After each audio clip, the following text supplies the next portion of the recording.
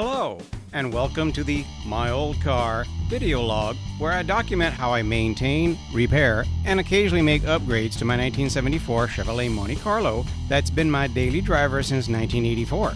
With dedication and tenacity, you too can make your first car your forever car and drive it forever. This morning I will need to R&R my power steering pump, which is right here. Right there. Power steering pump. Yeah, it's been in there for, I don't know, somewhere north of 200,000 miles.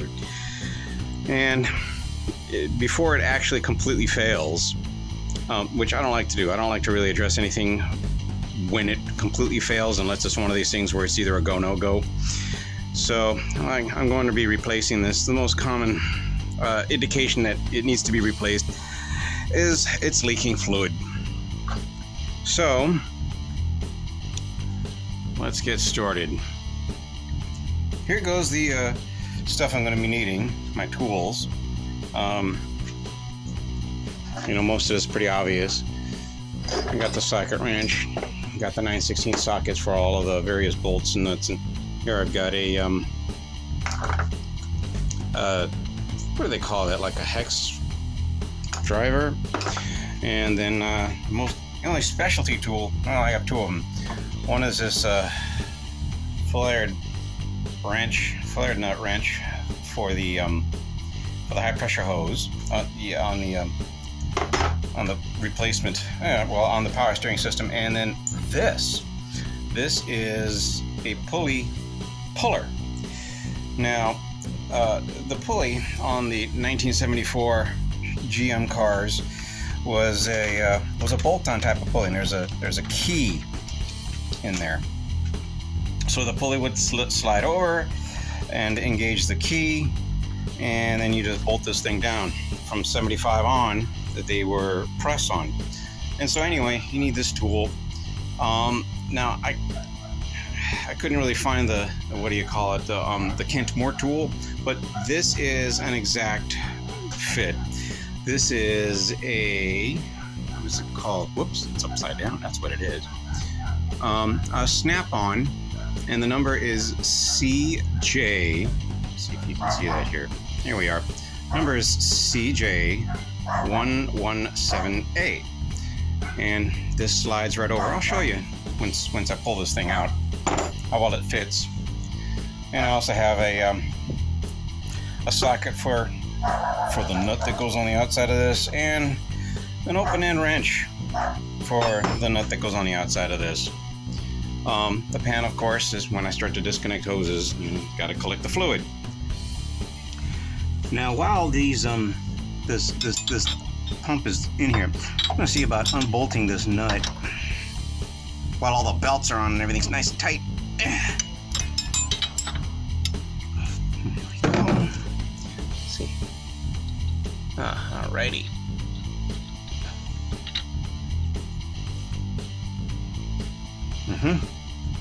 Alright, let's disconnect those hoses.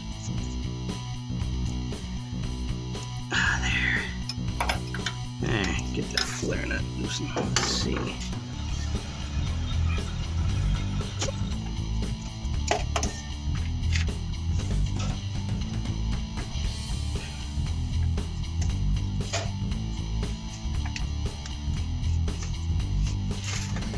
Let's get this pan here ready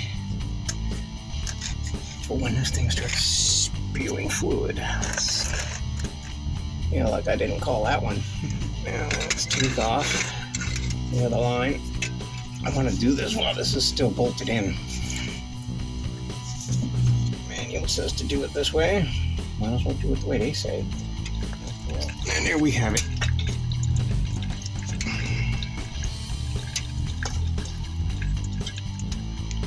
Now we can see about taking the belts off with the AC compressor being right here.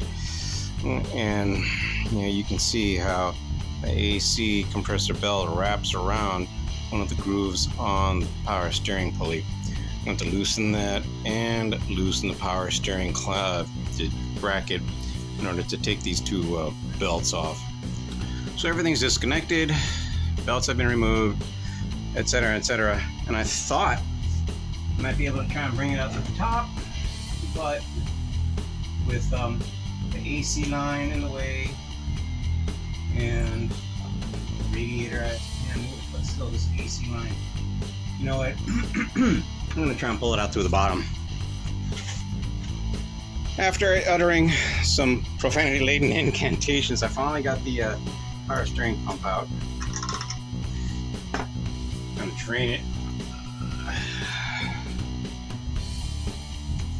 Well, a lot of it leaked out through the low pressure intake hose right there.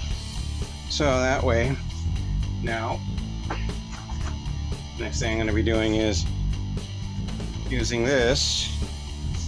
Oh, jeez, I'm in the light. Anyway, so the next thing I'm going to be doing is using this to take off that pulley. Let's go put this in the vise. Just for curiosity's sake. Let's see if this will just... not really. Okay.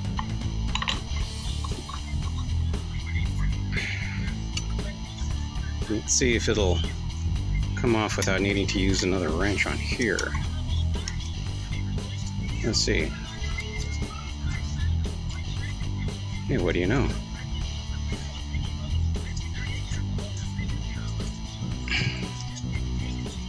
Ah, it's coming off. How about that? Wait, come on. Oh, wait a minute. Go back. There it is. I'm digging it. Now let's see about taking the brackets off of this. Alright, I cleaned up these brackets.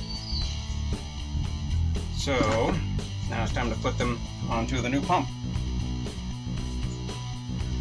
Let's see.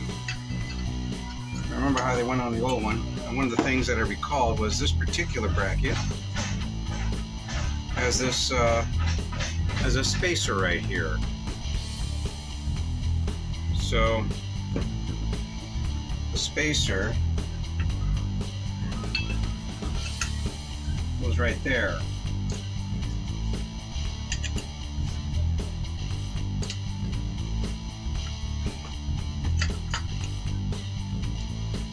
I think the more intelligent way to go about this is put this bottom one on first, because that's where it pivots.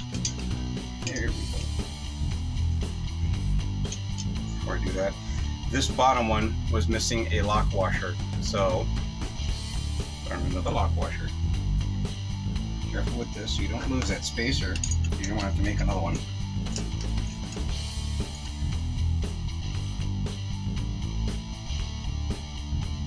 I just finger tighten these, make sure everything's going to fit together right.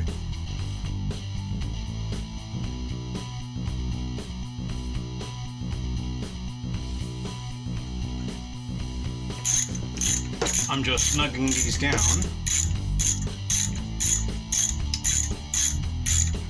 So that when I put them on the vise, then I can torque them down to their proper spec. The shop manual says that they should be done at 25 pounds, all of these, and then there's nut on the back at 24. You know, I think I'll do it at 25 also. Do it at 24. So, let's see.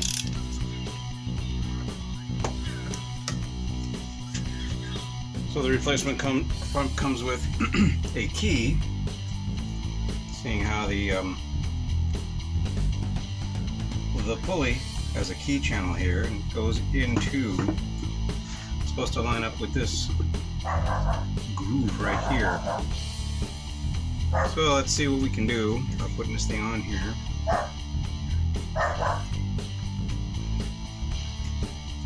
Gonna need to make sure that key is fully seated.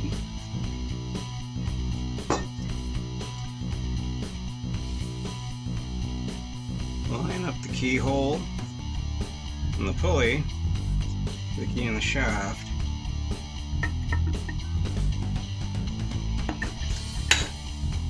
There.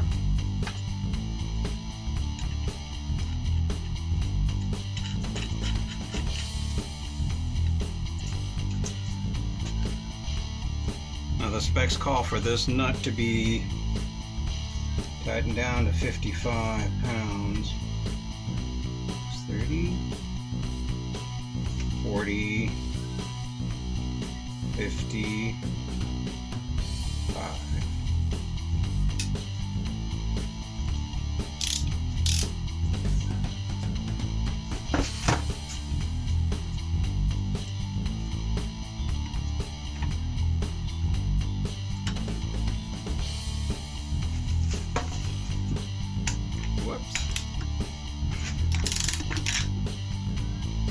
Got the power steering pump in, but it's not fully bolted in yet. You can see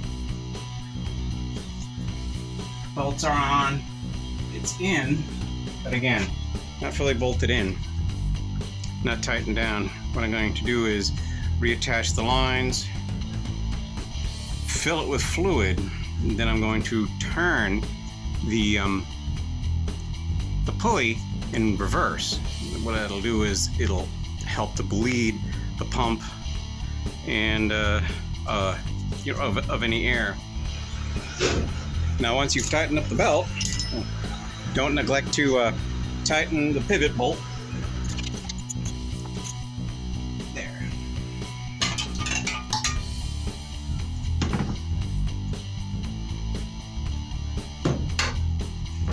I'll see about tightening up the AC compressor belt.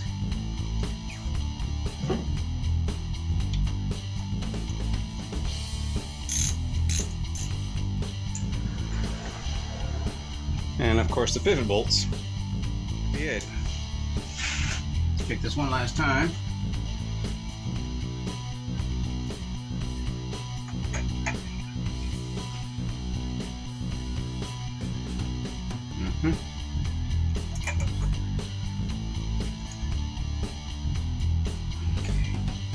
Start it up and check for leaks.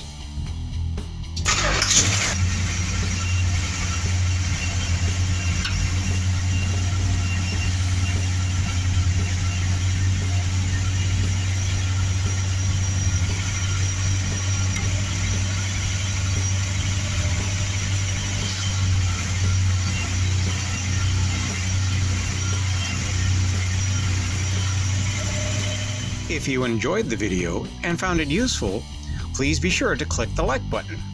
Now, if you'll excuse me, I think it's time for a drive.